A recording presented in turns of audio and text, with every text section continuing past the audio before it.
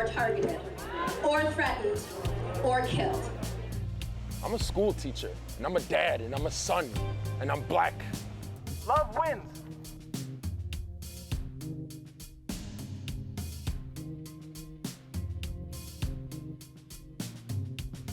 And we begin by remembering how this current outcry around the world began with the death of one man in Minneapolis exactly 1 month ago today. And just a warning, this video may be disturbing to some viewers. And as you say, it is a complex situation. Thank you all for your thoughts on this question. Now, the violent treatment of Indigenous people by police is in the spotlight again after recent videos like this.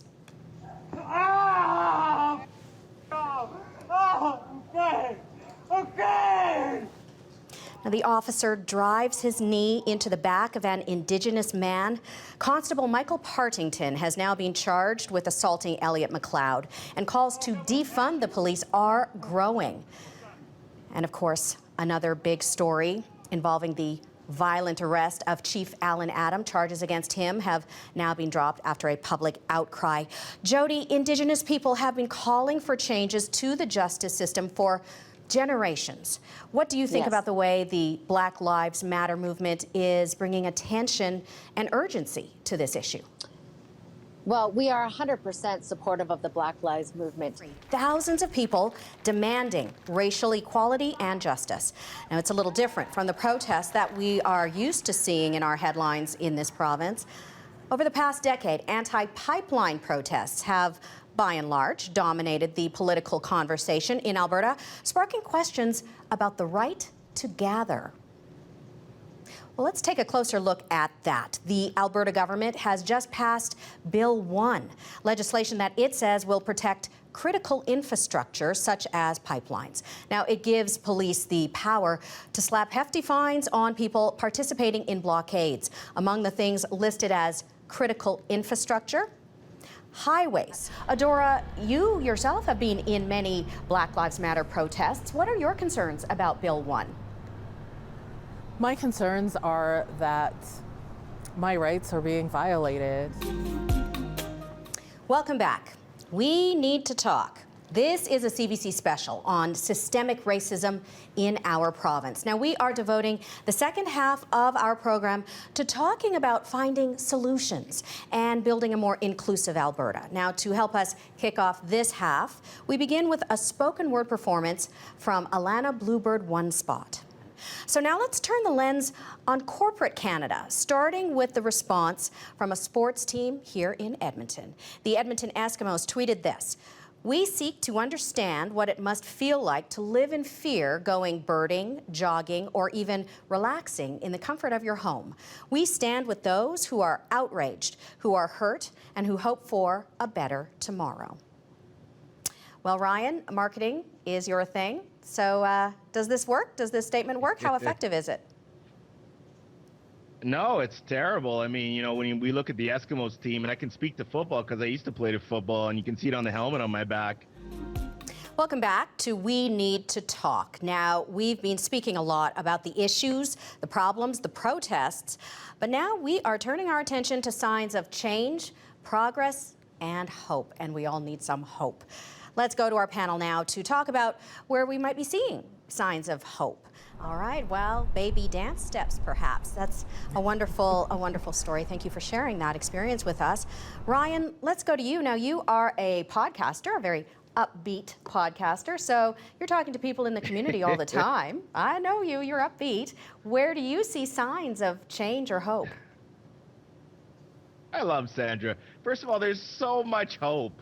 There's so many good things. Listen, panel, I want to thank you so much for these glorious signs of hope that you've shared with us. I think we can all feel it when you talk about these wonderful stories. Thank you so much for joining us here tonight for this conversation. Now, this has been an incredible hour of talk, and we have learned a lot about the issue of systemic racism, but also the feelings and emotions that go along with it. And make no mistake, it does inspire emotions. Now, those feelings have been pouring out over the last month all around the world, and it's been difficult for everyone. We leave you now with more of that emotion that's been spilling out in protest in our streets with a hope for change.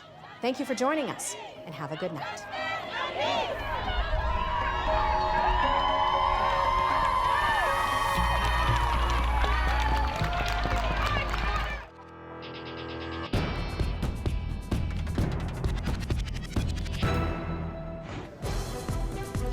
Well, these are the pictures we will never forget. People escaping the flames of Fort McMurray just a couple of days ago, and the fight against that fire is still going on. We have the latest for you tonight on the fire and the evacuees. Okay, Marion, it looks like it's really bustling there at the evacuation center. Now, you've been up in Fort McMurray for more than 24 hours now, and we've been seeing a lot of pictures coming out of Fort Mac of the flames and the smoke. The smoke must just be hanging in the air. Can you paint a bit of a picture for us about what you are experiencing up there? We are going live now to the Alberta Legislature. Premier Rachel Notley about to speak about the new developments in the pipeline expansion project. What is that spike for exactly? That spike is definitely another defensive adaptation. This is That's it. a bullet hole. 1915. Well, you see that lineup there? That lineup is still going strong at Nova. And our Emily Fitzpatrick is there right now, and she joins us live. Emily, I know it's pretty loud out there, but what's the atmosphere like right now? Bill Blair is Canada's Minister of Border Security and Organized Crime Reduction, and he joins us now from Ottawa. Minister, what do you think of U.S. border officials saying that a pardon doesn't mean anything to them and that once someone is convicted of possession, they won't be allowed in the States? All right, let's talk about the politics surrounding this. What does Jason Kenney get out of appearing on stage with Doug Ford? Well, this is an interesting question because it's a double-edged sword. In a little less than a week, it will be election day in our city. The municipal election is on Monday, October 16th.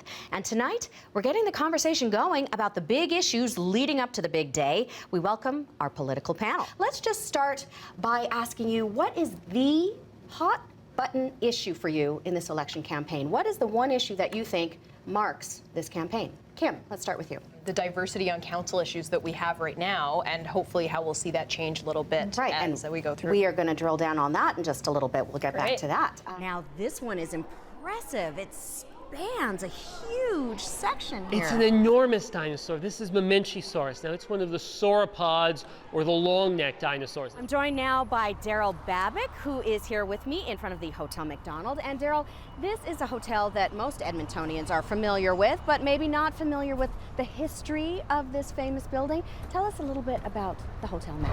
Hotel Mac's a very grand place. We leave you now with more dramatic video of people escaping the flames of Fort McMurray, images that we will never forget. Have a good night.